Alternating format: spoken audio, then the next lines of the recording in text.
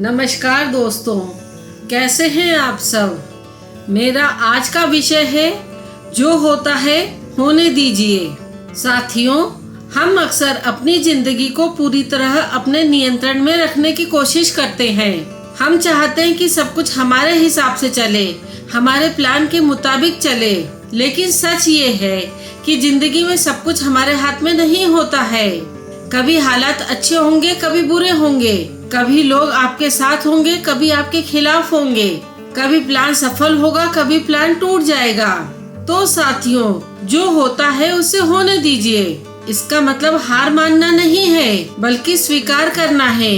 जब हम परिस्थितियों को पकड़कर खींचते हैं तो हमारा तनाव बढ़ता है, लेकिन जब हम उसे स्वीकार कर लेते हैं तो हमारा मन हल्का हो जाता है।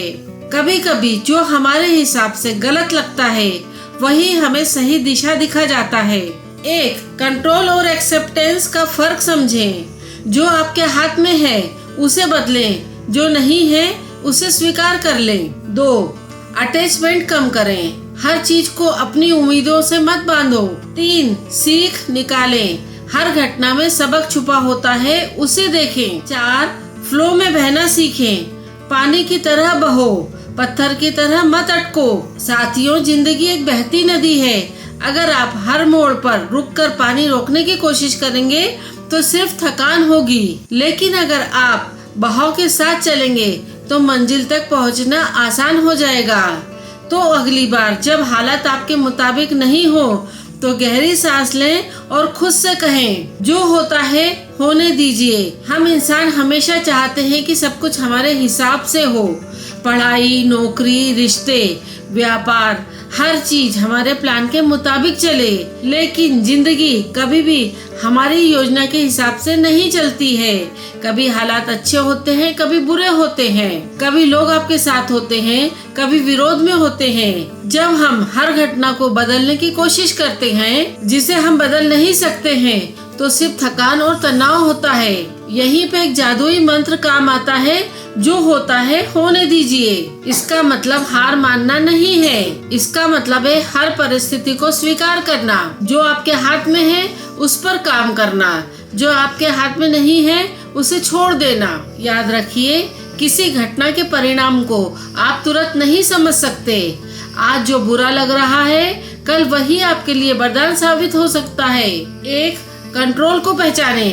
क्या आपके हाथ में है, क्या नहीं है, ये फर्क समझें। 2, धैर्य रखें। परिणाम को तुरंत जानने की कोशिश नहीं करें। 3, अनावश्यक चिंता छोड़ें। हर समय क्यों और कैसे पूछना तनाव देता है। 4, वर्तमान में जिए। अतीत और भविष्य में उलझने से वर्तमान भी हाथ से निकल जाता है।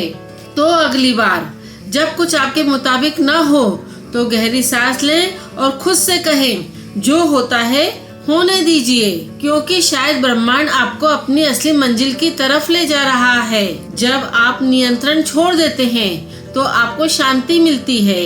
हर घटना में छुपा हुआ आशीर्वाद होता है। कभी कभी रास्ता बदलना ही मंजिल तक पहुंचाने का तरीका होता है।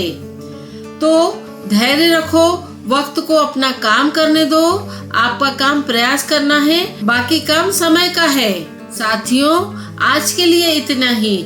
जल्दी ही मिलती हूँ एक नए ऊर्जा से भरपूर, हौसला बढ़ाने वाले नए जोश भरे वीडियो के साथ। तब तक के लिए नमस्कार।